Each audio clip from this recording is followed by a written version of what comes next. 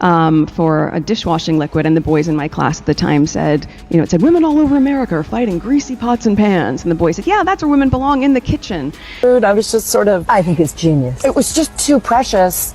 And I was like, they're not going to want to sit here for 45 minutes and listen to... Oh, you guys, you are not ready for what just happened. Meghan Markle, yes, our Meghan, thought she was about to glide through yet another glossy empowerment panel, flash that rehearsed smile, and drop her tried and true "When I Was 11" tale like it was gospel. You know the one, where little Meghan single-handedly took down the patriarchy with a Sharpie and a dish soap commercial. Classic, right? Well, buckle up. Because this time, that little bedtime story didn't land the way she expected. Nope, because sitting right next to her was none other than Brooke Shields. And what happened next? Oh, it was brutal, brilliant, and honestly so overdue. Washing liquid, and the boys in my class at the time said, it said, women all over America are fighting greasy pots and pans. And the boys said, yeah, that's where women belong, in the kitchen.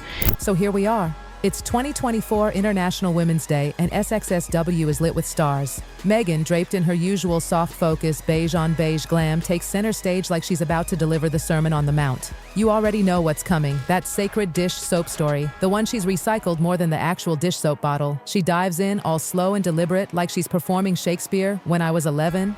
Dramatic pause, waiting for applause, for gasps, for awe, but then... For women. And she keeps saying, well, when I was 11, I saw this commercial and they were talking about how washing dishes was for women. And she said, I didn't think only women wash dishes. It wasn't fair, so I wrote to the company. Boom, Brooke Shields. Yes, the child star, icon, and walking definition of real Hollywood survival, leans in with that calm, deadly grace and just slices through the moment with one line. I'm so sorry to cut in, she says, sweet as sugar. But when I was 11, I was playing a prostitute. Mic, drop. The room exploded. Laughter that was real, unfiltered, and loud. Not the polite, fake, let's move on type. Oh no, it was the sound of relief, like someone had finally said what we've all been thinking. Meghan?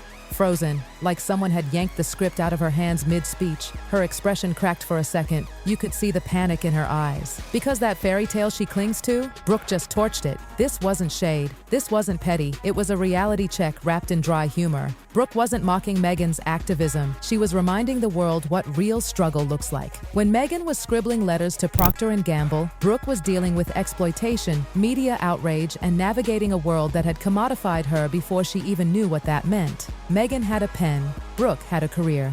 At 11. And that's what hit so hard. It was a slap of authenticity in a sea of curated nonsense. Yes? Okay. Well, thank you. And firstly, I'm so excited to be here and to be with such incredible women.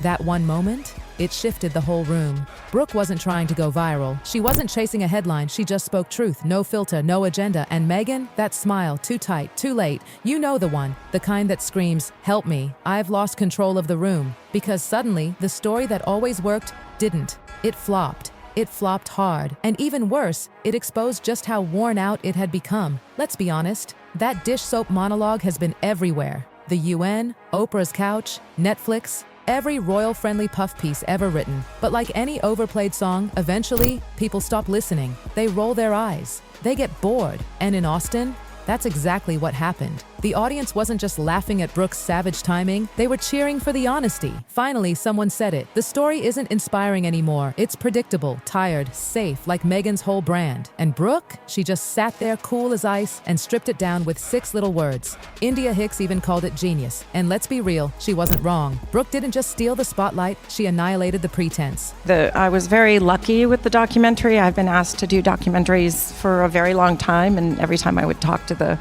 creator or the director, they would always end up being like any true Hollywood story, or worse, where are they now? Brooke reminded us of something we forgot in the age of polished Instagram activism, that real stories are messy. Childhood isn't always wrapped up in gold foil and corporate letters. Sometimes it's raw, sometimes it's painful, and that's what makes it real. Meanwhile, Meghan, she's still out here selling the idea that one letter to a soap company changed the world. But when your entire identity is tied to a single origin story that's been stretched thinner than grocery store hummus, people start to ask questions. And oh boy, the questions are rolling in now. Because even Meghan's own dad, Thomas Markle, yes, that walking headline, said the letter didn't change anything. He claims he's the one who got the Nickelodeon thing arranged, that the whole tale's been, massaged over the years.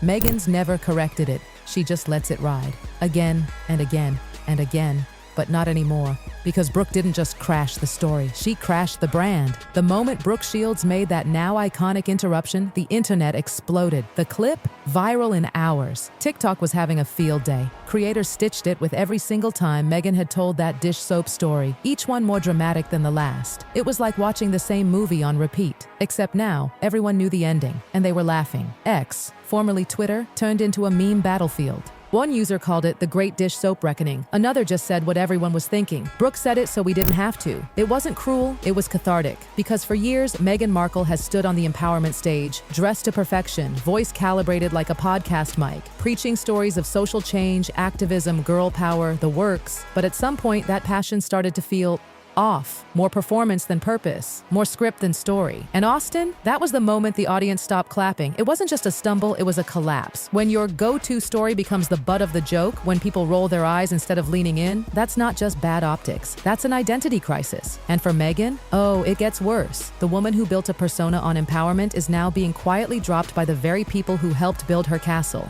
And honey, when your closest allies disappear without a word, that's louder than any press headline. Oh, and let's talk deals. Hollywood isn't stupid. Studios notice when the phone stops ringing. Netflix, tightening control, Spotify, already pulled the plug. Brands, cautious. Meghan's name doesn't sparkle like it used to. Why? Because word's getting around. Insiders are whispering what no one dared say out loud just a couple years ago. Meghan Markle is difficult to work with. Not just demanding, not just polished, difficult. And Tyler Perry's silence, it's confirmation. He's a man who uplifts voices, offers second chances. If even he won't say your name anymore, red flag. Meghan's recent moves, they reek of desperation. Like the jam and wine business, adorable on the surface, until people started asking real questions. Where are the ingredients sourced? Why does it feel like a celeb cash grab? Why does everything feel like a curated lifestyle brand instead of something real? And the podcast? Critics say it's empty, too polished, too careful. One insider even claimed Meghan is more focused on crafting the perfect voice tone than actually listening to her guests. Ouch. Every attempt to rebrand ends in another headline, another wave of eye rolls. And with the Jessica Tyler fallout now out in the open, people are connecting the dots. Maybe Meghan uses people, and when they're no longer useful, she rewrites the story and plays the victim. And where does this leave Prince Harry?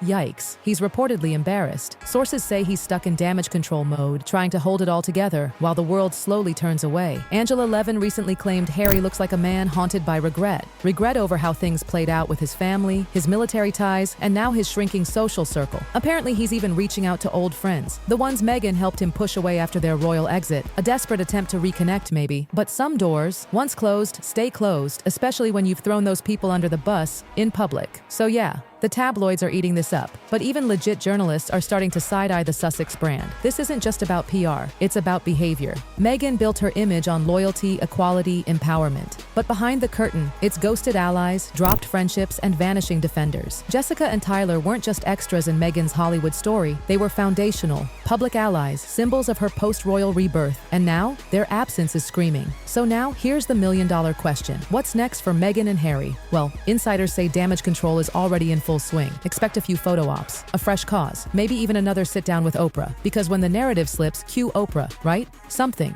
anything, to reset the story. But guess what? The cracks, they're already showing. And they're getting harder to hide. Because when your loudest cheerleaders go quiet, when the Instagram posts stop, when even Tyler Perry is like, I'm good, that's when the world really starts paying attention.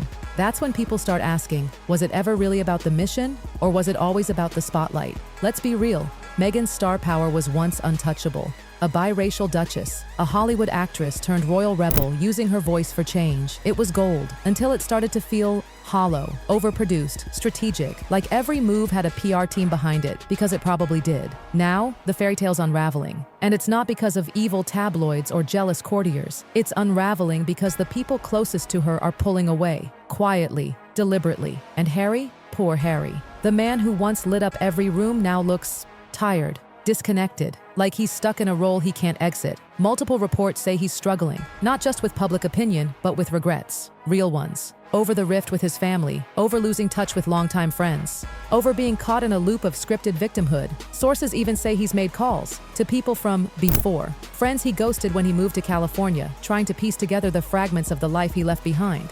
But not all those friends are ready to play nice. Some felt used, others were publicly thrown under the bus. And no amount of heartfelt texts or awkward, "Hey, remember me?" voicemails can erase the damage. And meanwhile, the media's turning. Even outlets that used to champion Meghan are pulling back. Headlines are sharper now, critiques are bolder. Because this isn't just a run of bad PR, it's a pattern. One that looks a lot like rehearsed relationships, disposable allies, and relentless brand maintenance. The Meghan Markle brand, once built on authenticity, is starting to feel like a mask. And the world, they're catching on. Look, it's not just Brooke Shields who cracked it wide open. That moment in Austin was a spark. But the flame? It's been building for a while. Every awkward smile, every over-rehearsed anecdote, every podcast that feels more like a monologue than a conversation. It's all part of the picture now. And here's the hardest part. Maybe the cracks were always there. Maybe this isn't a fall from grace. Maybe it's just the curtain finally being pulled back. Because when your friendships are all transactional, when your loyalty depends on the cameras being on, when your story only works as long as no one interrupts it, eventually someone does. And Brooke Shields? She did. Not with venom, not with shade, just with honesty. 6 words, no filter, no branding. Just a reminder that real life, real experience doesn't need a script. That moment didn't just derail Meghan's speech, it flipped the entire narrative. It showed the world that sometimes truth doesn't need a microphone or a mission statement. Sometimes it just walks into the room in a blazer and says, "When I was 11, I was playing a prostitute." And that's when the room stops clapping, because the story doesn't belong to Meghan anymore. Not the dish soap, not the fairy tale, not the brand. Not when the real stories, the raw human ones, finally get heard. And maybe, just maybe, the world is ready to stop being told what to feel. Maybe they're ready to feel something real again.